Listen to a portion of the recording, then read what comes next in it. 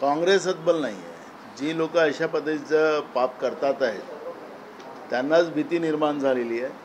काँग्रेस पक्षाच्या भरोशा मोठी झालेली लोकांनाच असं वाटतं की आम्ही आहो म्हणजे पक्ष आहे. पण आता ही निवडणूक त्यांना त्यांची जागा दाखवणारच आहे. आणि उद्या राष्ट्रीय अध्यक्ष आणि स्वतः प्रभारी उद्या आहे आणि त्याच्यामधली योग्य कारवाई त्या ठिकाणी केली जाईल.